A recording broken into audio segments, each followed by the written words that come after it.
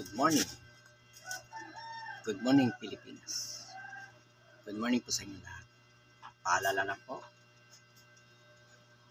nag-issue na po kagabi ang mga ID ng Dilarama po.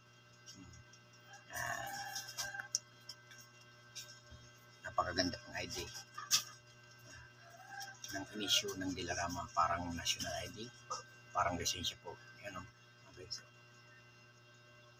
ang mga lumang ID hanggang lang siya, hanggang September 30.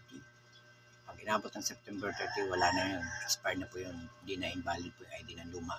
Yung hanggang 2025 pa dapat yun. Pero hanggang katapusan na po siya ang lumang ID. Kailangan makuha nyo ng mga ID nyo, renters ko man o hindi. Kailangan may ID na po tayong lahat. Kasi napakahigpit na po ang Dilarama. Mas masahol pa sa Campo Aguinaldo. Mas masahol po sa Kamkrami po. Ganun kahigpit po dito sa Dilarama.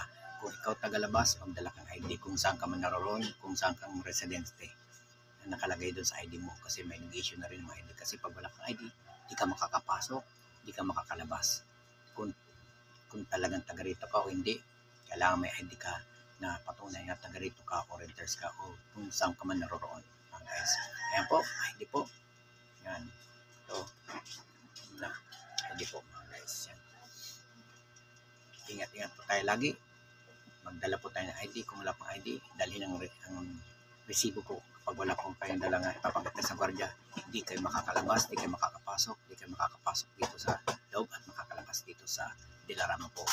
Ayun po, patunay ID. Napakaganda po ID po. Parang national ID, parang lisensya po. Makapal siya, matigas po mga guys. So, ingat-ingat po tayo lagi. Remember, laging dadaling ID. Huwag niyo kakalimutan. May motor ka man, magdala ka pa rin ID kasi hindi ka rin makakalabas kapag wala kang ID po. Ayan, hanggang dito tayo muli. Bye-bye.